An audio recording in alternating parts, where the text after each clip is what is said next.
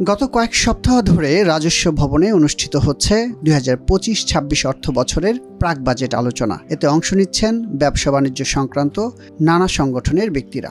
এরই ধারাবাহিকতায় ১৭ মার্চ প্রাক বাজেট আলোচনায় অংশ নেয় আর্থিক প্রতিষ্ঠান ও পুঁজিবাজার সংশ্লিষ্ট প্রতিষ্ঠানের কর্তা ব্যক্তিরা। শুরুতে আগামী বাজেটে কর ছাড়ের নানা দাবি দেওয়া তুলে ধরেন পুঁজিবাজার সংশ্লিষ্টরা।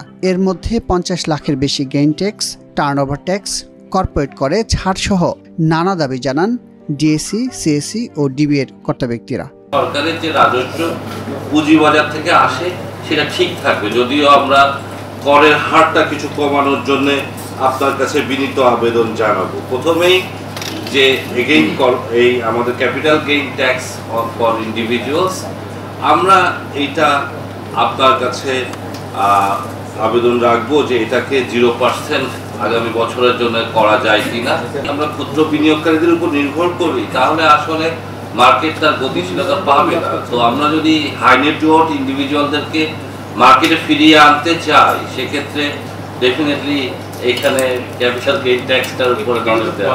ক্যাপিটাল মার্কেটের পণ্য বৈচিত্র্যকরণের একটা প্রয়োজন, আমরা যদি কমোডিটি ডেরিভেটিভস এক্সচেঞ্জ করতে পারি সেটার মাধ্যমে অর্জন হবে। পাশাপাশি আমরা ক্যাপিটাল মার্কেটে ইকুইটি ডেরিভেটিভস আনতে পারি।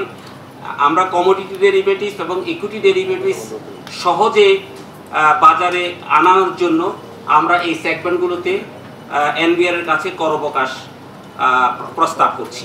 তাহলে আমাদের এখন যে কমিশনটা এমন পর্যায়ে আসছে যে টার্নওভার ট্যাক্সের কারণে আমাদের দেখা যাচ্ছে 20% of our revenue is actually paying as AIT.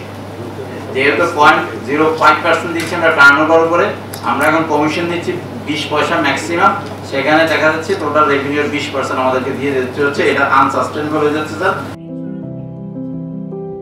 পুঁজিবাজার সংশ্লিষ্টদের দাবি দেওয়ার সপক্ষে যুক্তি চেয়ে বেশ কয়েকটি দাবির সমালোচনা করেন এনবিআর চেয়ারম্যান। 50 লাখ টাকা পর্যন্ত মাপ, যেখানে লাভই হচ্ছে না কারো, খেয়াল করেন। তাহলে আপনার মার্কেটটা কাদের জন্য করতে চাচ্ছেন? তার মানে হলো আপনি এখানে একদম অলিগারদের জন্য করতে চাচ্ছেন। তারা এখান থেকে এসে যেভাবে হোক প্রফিট করে নিয়ে যাবে, একটা পয়সাও ট্যাক্স দেবে না, এবং এটা তো জিরো সাম গেম মার্কেটে। যারা বছরে 100 কোটি টাকা ইনকাম করতে পারবে আপনাদের হিসাবে, তাদেরকে মাফ করে দিতে হবে। যদি কেউ 100 কোটি টাকা ইনকাম করে, একই 100 কোটি টাকা কিন্তু অন্যান্য কেউ লস করবে, কিন্তু কারণ এটা কিন্তু গেম। কিন্তু আপনি মার্কেটে যারা যে পরিমাণ লাভ হবে সেই পরিমাণ লস হবে, নাহলে এটা কিভাবে এই লাভটা হবে? এটার অ্যাডভোকেসি আপনারা কেন করছেন? আমার মনে হয় এটা আপনারা ঠিক করছেন না। এরপর আর্থিক খাতের প্রতিষ্ঠান সংশ্লিষ্টরা বিভিন্ন জায়গায় কর ছাড়ের সুযোগ চান। এসবের উত্তরে এনবিআর চেয়ারম্যান কিছু নীতিমালার সমালোচনা করেন। স্যার, যত ডিজিটালে যাব তত আমাদের কনসালটেন্ট দরকার হবে। তো এটার ক্ষেত্রে স্যার আমাদের যেটা ডাবল ট্যাক্সেশন ট্রিটি আছে, তো সেটা যদি একটু সহজ করা যায়, সেটা তো স্যার অনেক সময় দেখা যায় যে অ্যাপ্লাই করে মানে সবসময় আমাদের অ্যাপ্লাই করে ওই ডাবল ট্যাক্সেশন বেনিফিট টানতে হয়। আবার ডাবল ট্যাক্সেশনের মধ্যে স্যার একটা খাত বলা আছে, সেখানে শুধু রয়্যালটিটা বলা আছে, আর ডিভিডেন্ড, ইন্টারেস্ট এগুলোর কথা বলা আছে। তো যেমন কনসালটেন্সি ফি, টেকনোলজি রিলেটেড যতগুলো ফি ডাবল পেমেন্ট করতে হয়, এগুলো কিন্তু ডাবল ট্যাক্সেশন ফি বলা নাই। তো এইটার একটা সলিউশন হলো, যেই বড় বড় কনসালটেন্টরা, বিদেশি কনসালটেন্টরা ট্যাক্স দিতে চায় না, তাদেরকে বোঝানো যে তুমি নিজে বড় লোক, তোমার দেশ বড় লোক, তুমি গরিব দেশের মানুষ, গরিব দেশের জনগণকে কেন ঠকাবা? এই শরমটা তাদেরকে দিতে হবে। তাদেরকে বোঝাইতে হবে তুমি বাংলাদেশে কাজ করছো, বাংলাদেশের ল অনুযায়ী তোমাকে এখানে ট্যাক্স দেওয়ার কথা।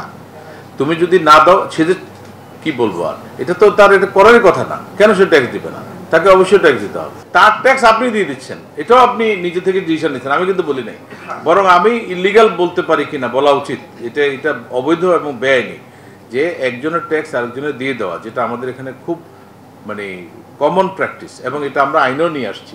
এটা যেহেতু এত বেশি ওয়াইড স্প্রেড এফেক্ট হয়, তখন আমরা বলেছি ভাই ঠিক আছে, এত যদি হয় তাহলে আপনি দিয়ে দেন, আপনি গ্রস আপ করে দিয়েন, এই কথাটা আমরা আইনে নিয়ে আসছি। কিন্তু এগুলো সবই অন্যায়, অনৈতিক। কারণ যিনি আয় করবেন উনি ট্যাক্স দিবেন না, এই কথা উনি বলেন কি করে? উনি একজন মানে কি বলে প্রথিতযশা লোক, উনি সারা দুনিয়াতে কনসালটেন্সি করে বেড়ান, উনার দুনিয়ার ইনকাম, উনি কত জায়গায় কত চ্যারিটি করেন, কত জায়গায় কত মানে বিভিন্ন দেশে তারা দান খরচ করেন, আর উনি দেশের জনগণ, বাংলাদেশের গরিব দেশের জনগণকে ট্যাক্সটা না দিয়ে চলে যাবে? এটা হলো। পরে বিমা খাতের পক্ষ থেকে প্রাক বাজেট আলোচনায় অংশ নেন Bangladesh insurance association. Stamp duty দেখেন, 1 লাখ টাকার সাম ইনস্যুর হলে 1 লাখ টাকা প্রিমিয়াম, এই 1 লাখ টাকার প্রিমিয়াম, 1 লাখ টাকার যে সাম ইস্যুড ভ্যালু, তার প্রিমিয়াম আসে 50 টাকা থেকে 40 টাকা থেকে 50 টাকা, ম্যাক্সিমাম 100 টাকা, অথচ তার ডিউটি দিতে হচ্ছে স্ট্যাম্প ডিউটি 200 টাকা। 1 লাখ টাকার উপরে যেটা আগে 150 টাকা ছিল সেটা বাড়িয়ে 500 টাকা করা হয়েছে, যেটা প্রিমিয়াম আসে আমাদের প্রায় 150 টাকার মতো, সেটা 500 টাকা করে হয়েছে।